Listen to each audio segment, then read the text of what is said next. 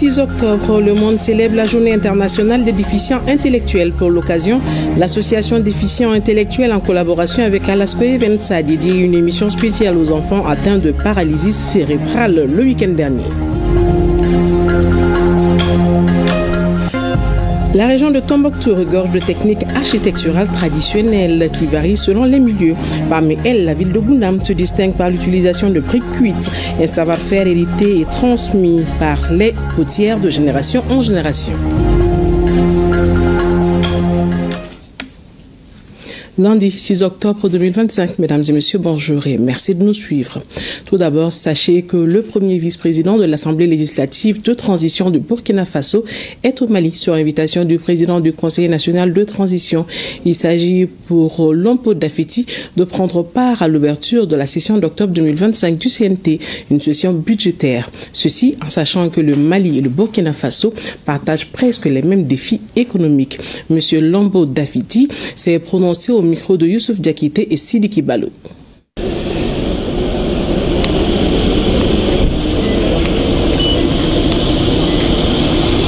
Nous sommes là pour présenter le président de l'Assemblée législative de transition du Burkina Faso qui devrait donc venir pour l'ouverture de votre session ordinaire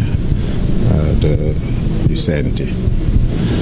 Donc nous allons donc, en tout cas en son nom, au nom du peuple burkinabé, vous accompagner dans cette tâche-là. Je crois que le Mali, c'est le Burkina, c'est le Niger, et nous formons l'alliance des États du Sahel.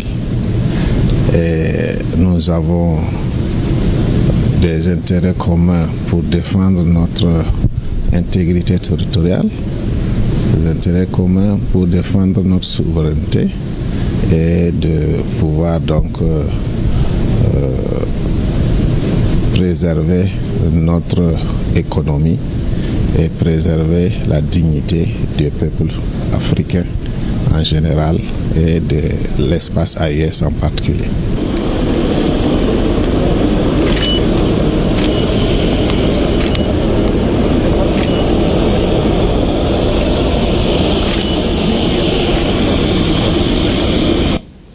Je vous l'annonçais dans les titres, le 6 octobre, le monde célèbre la journée internationale des déficients intellectuels. Pour l'occasion, l'association Déficients Intellectuels, en collaboration avec Alasco Events, a dédié une émission spéciale aux enfants atteints de paralysie cérébrale. L'événement placé sous le thème rôle de la société dans la prise en charge des enfants en situation de handicap. C'est un reportage de ORTM Mamakou. Selon les médecins, le sourire est thérapeutique et c'est justement la voie choisie par l'Association pour le soutien aux déficients intellectuels et physiques pour atténuer la douleur des enfants atteints de paralysie cérébrale. Durant une journée, ils ont assisté à des séances d'information, des prestations artistiques, des parades symboliques à travers un numéro spécial de l'émission Royaume des enfants.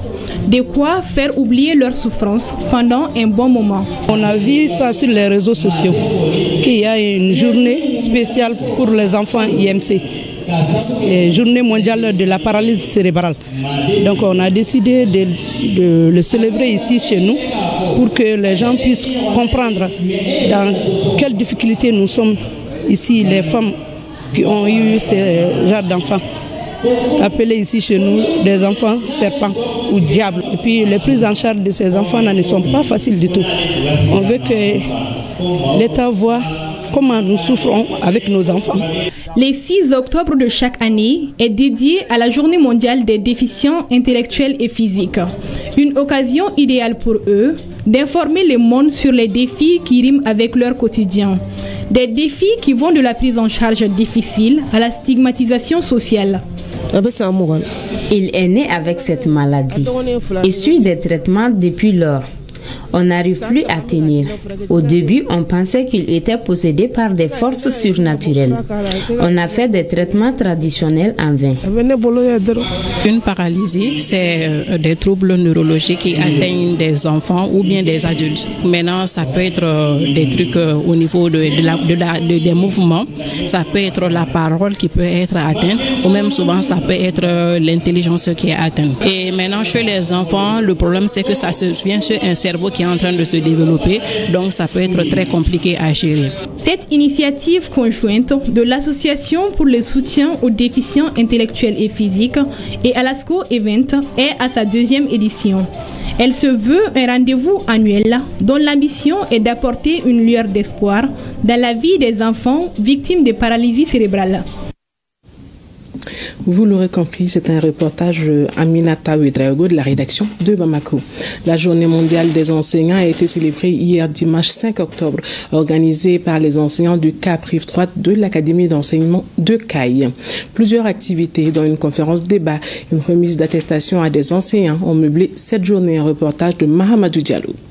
Organisée par les enseignants du Cap Rive Droite de l'Académie d'enseignement de Caille, la journée mondiale de l'enseignant a été célébrée ce dimanche 5 octobre dans la capitale des Rails. Vous êtes les piliers sur lesquels repose l'avenir de nos enfants. Votre rôle est indispensable et mérite reconnaissance. Vous êtes les bâtisseurs de la connaissance, les guides qui orientent nos jeunes vers la réussite. Le gouvernement, à travers diverses réformes, s'engage à améliorer vos conditions de travail et d'existence, à renforcer la formation continue et à créer un environnement plus favorable à l'enseignement. Mais ce que vous faites au quotidien avec dévouement et passion est inestimable. Vous êtes les moteurs du progrès et les véritables catalyseurs du changement. Plusieurs activités étaient au cœur de cette journée mondiale des enseignants à l'école Abdraman Gueye de Kaindi, à savoir une conférence débat sur le thème choisi par les organisateurs en marge du thème mondial. Il s'agit de l'enseignant principal acteur du développement économique, social et culturel et une remise d'attestation à des enseignants émérites en activité et à la retraite et une remise de Chiwara au directeur de l'Académie d'enseignement de Caille. C'est un jour vraiment heureux, un jour inoubliable. Surtout dans ce cadre-là, dans cette école où nous avons servi, dans cette école créée le 15 octobre 1944, dans cette école où nous avons célébré le cinquantenaire le 15 octobre 1994, dans cette école où tous les récipiendaires ont servi avec courage et dignité, alors les enfants de Kaïdi. D'être fiers d'être enseignant, fier d'être enseignant d'abord, parce que le métier enseignant, c'est pas n'importe lequel. Parce que tout ce qu'on devient aujourd'hui, du début à aujourd'hui, tout ce qu'on devient, c'est grâce à l'enseignant. Je peux dire l'enseignant, il est le socle même du système d'un État. Vivement la prochaine journée. Sur un tout autre point, la révision de la liste électorale bat son plein à travers le pays. Cette opération a débuté à Nara. Il s'agit au cours de cette révision d'intégrer tous les majeurs sur la liste électorale. Cette opération durera 3 mois. Reportage Idrissa Keita. La révision de la liste électorale constitue une étape fondamentale dans le processus électoral permettant de mettre à jour les informations des électeurs et garantir leur participation aux élections. Pour le lancement de cette opération dans la région de Nara, les autorités ont choisi la mairie de la commune rurale de Nara. Il s'agit d'abord de la validation des majeurs, et la radiation des cas de décès et des cas de privation de droits. Il y a également le transfert des électeurs qui quittent une localité pour une autre localité. Il y a une autre phase également qui est à peu près la dernière phase, la phase de réclamation. Parce que les listes là vont être affichées à la mairie. Ceux ou ceux-là qui ne vont pas voir leur nom sur la liste, ils peuvent faire des réclamations acquis des droits. Ce que je demanderais à la population, c'est de sortir massivement pour venir vérifier leur nom sur la liste électorale et procéder aux changements, aux modifications souhaitées. C'est un devoir citoyen parce qu'il ne faut pas attendre le moment des élections, le moment des votes pour aller chercher à se faire inscrire sur les listes. Et toutes les dispositions sont prises pour le bon déroulement de cette opération, rassure le gouverneur. Le général de brigade Amara Doumbia invite aussi le président du centre et son équipe à persévérer dans l'effort pour la réussite de cette opération qui dure 3 mois. Les membres du syndicat national de la production du Mali, SINAPRO, viennent de clôturer officiellement leur atelier de formation sur le renforcement des capacités au CICB vendredi dernier. L'objectif était de contribuer à la maîtrise des textes fondamentaux, des conventions internationales et les négociations collectives par les acteurs syndicaux. Le point avec Fanta Mama Nientao. Dans le souci de bien cerner les enjeux et les défis multiformes de la mondialisation, le syndicat national de la production, SINAPRO, vient de doter ses membres des mécanismes de renforcement des capacités. Un renforcement à travers une maîtrise des textes pour mieux défendre le secteur. Par cette session, le SINAPRO veut mettre en place les conditions favorables au développement d'une économie forte, durable et inclusive. Au cours de cette formation, on les a appris ce que c'est que le dialogue social, quelles sont les techniques de négociation collective. La négociation collective, en fait, c'est comme toutes sortes de négociations qui permettent aux travailleurs d'avoir des améliorations sur les conditions de travail avec les employeurs. Donc au cours de cette formation, vraiment, on a constaté aussi que les travailleurs ne lisent pas beaucoup, les syndicalistes ils ne lisent pas beaucoup. Et je crois qu'on les a donné des conseils qui vont leur permettre, au sortir de cette formation, de voir un peu les textes qui peuvent les amener à améliorer leurs conditions de travail. Les récipiendaires ont affirmé leur marque de reconnaissance et d'engagement continu envers leurs leaders syndicaux. On a appris beaucoup de choses avec nos formateurs. L'appel que j'ai à lancer surtout, c'est de voir les textes toujours. Parce que la formation vient de finir, c'est vrai. Mais on doit lire et relire les textes pour pouvoir faire ce que nous devons faire. Cette formation a permis que vraiment tout l'ensemble de nos militants aujourd'hui, ils sont aujourd'hui vraiment informés, ils sont sensibilisés, ils ont la notion des textes dans leur tête, ils ont la notion du dialogue social dans leur tête, ils ont la notion également de la négociation collective. Voilà des vraies thématiques aujourd'hui qui nous ont permis, en tout cas nous, les membres du bureau exécutif, d'être suffisamment, en tout cas, outillés. Nous sommes vraiment suffisamment outillés et merci beaucoup. Une remise symbolique d'attestation aux récipiendaires a clôturé cette formation. Aussi annoncé dans les titres, la région de Tombouctou regorge de techniques architecturales traditionnelles qui varient selon les milieux. Parmi elles, la ville de Goundam se distingue par l'utilisation de briques cuites, un savoir-faire hérité et transmis par des potières de génération en génération. Des briques fabriquées à base d'argile moulée puis cuites ne servent pas seulement à embellir les constructions, mais aussi à les protéger des pluies. Véritable marque identitaire, il façonne l'architecture de Goundam. Un dossier de Nadim Baba Sissé et Mauloud Tandine. Les briques cuites sont des matériaux solides, fabriqués à base d'argile, de forme rectangulaire ou carrée. Elles servent principalement à revêtir les maisons en banco, mais sont également utilisées comme des éléments de décoration intérieure. À Goundam, ces briques représentent un véritable pilier de l'architecture locale. Elles constituent la base de l'identité de la ville. Les premières briques cuites les plus anciennes que nous avons connues sont les plus résistantes et ces briques continuent à résister. Donc ça veut dire que c'est aussi quelque chose qui peut apporter un plus aux plus pauvres qui ont chaque année à reprendre le revêtement de leurs murs, etc. Donc une fois qu'on l'a en briques cuites, ça veut dire que c'est garanti pour un long temps.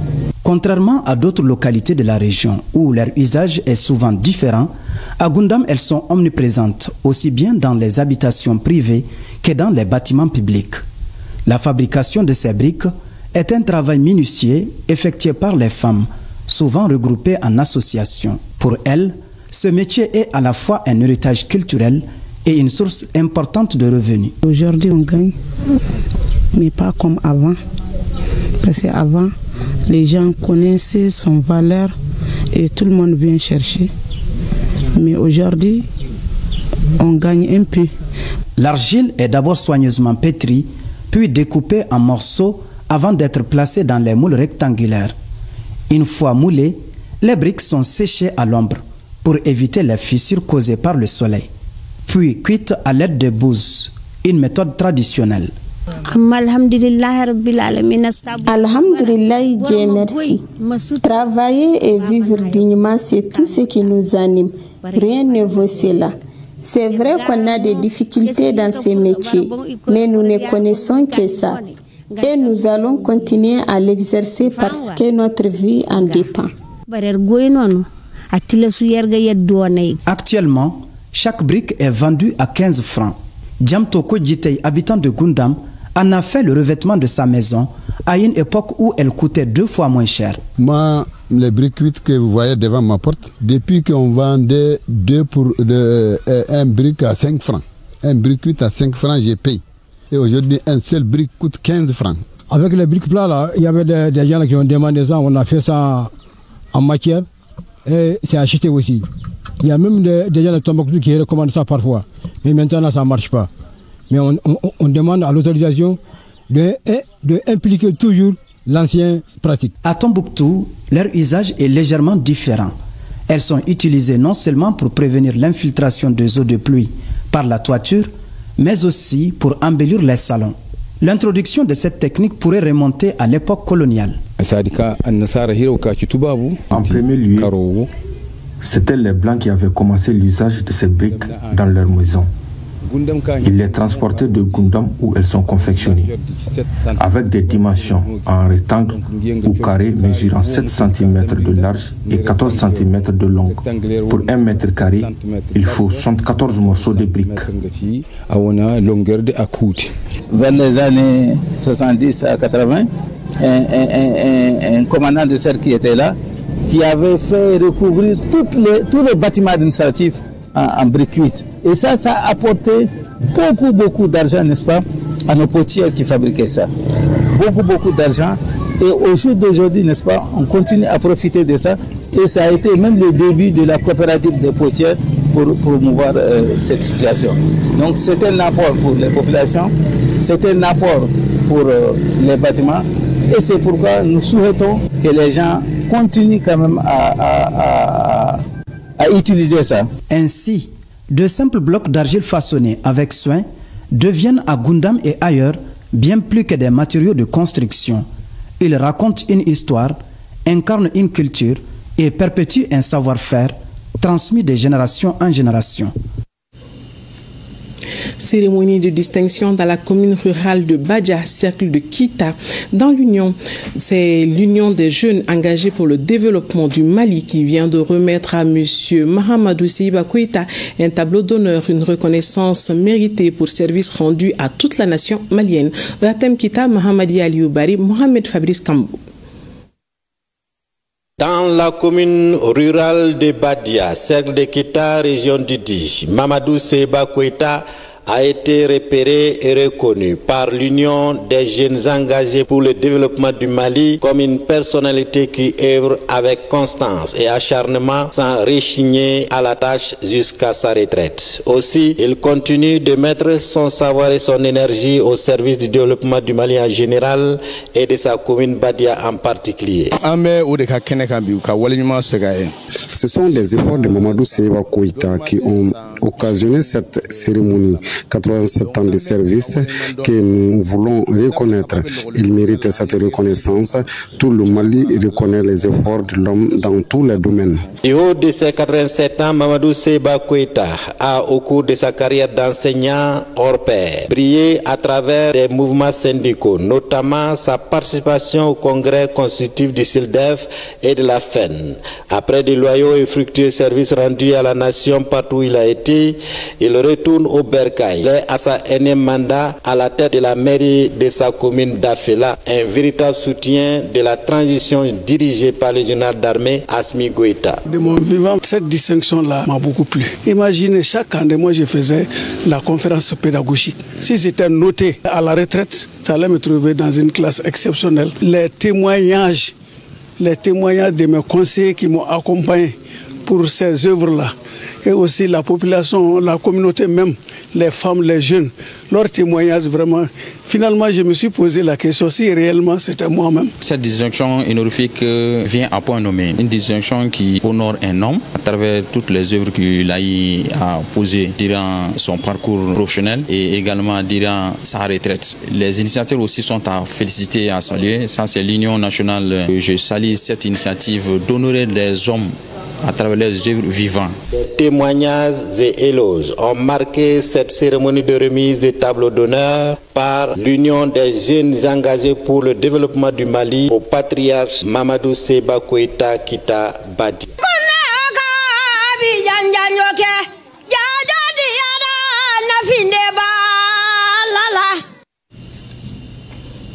Clôture en beauté par une cérémonie de distinction. La finale de Maxi Vacances 2025 avec Orange Mali comme sponsor officiel a célébré la créativité et le talent des jeunes maliens. Des récompenses allant jusqu'à 250 000 francs CFA ont honoré samedi dernier les champions de 7 disciplines en compétition, consacrant ainsi l'excellence et la persévérance. Placé sous le haut parrainage du ministre Abdul Kassim Ibrahima Fomba, le directeur général de l'EATM a rappelé avec fierté que Maxi Vacances est une émission de jeunes, par des jeunes et pour des jeunes, est symbole fort d'une jeunesse prête à bâtir le Mali, croit, à travers la culture, l'art et le savoir-faire. Le compte rendu de Smao Haïdara.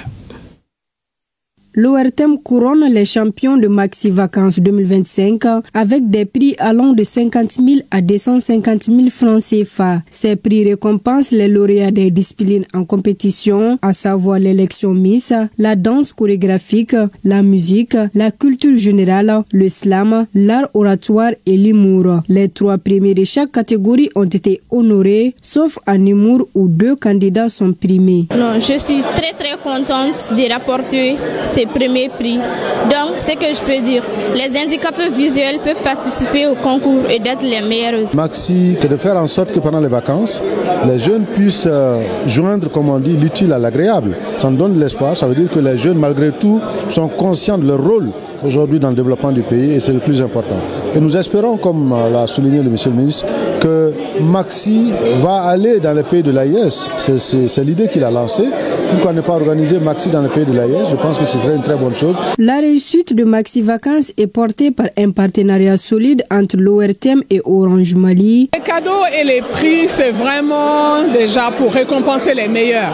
Et aussi pour les encourager. Qu'ils sachent que lorsqu'on fait du travail et lorsqu'on fait du bon travail, derrière, il y a une récompense. Parrain de l'activité, le ministre chargé de la jeunesse a rappelé que l'événement dépasse le simple divertissement pour s'inscrire dans la politique gouvernementale de valorisation et d'autonomisation de la jeunesse. Maxi Vacances, c'est aussi ce cadre-là où les jeunes montrent un peu leur talent, savent ce qu'ils savent faire, mais aussi ils apprennent. Il y a les questions de culture qui sont là. Donc ça anime vraiment la jeunesse et c'est vraiment une des missions de notre département. Et je pense que Maxi Vacances nous aide énormément dans ce processus-là. Les 3 mois de Maxi Vacances pour l'ORTM sont des moments de compétition culturelle et artistique pour permettre à la jeunesse de s'approprier les valeurs maliennes pour gagner le pari de l'éducation des jeunes du Mali. C'est la fin de cette édition. Merci de l'avoir suivi. À demain. Plaise à Dieu.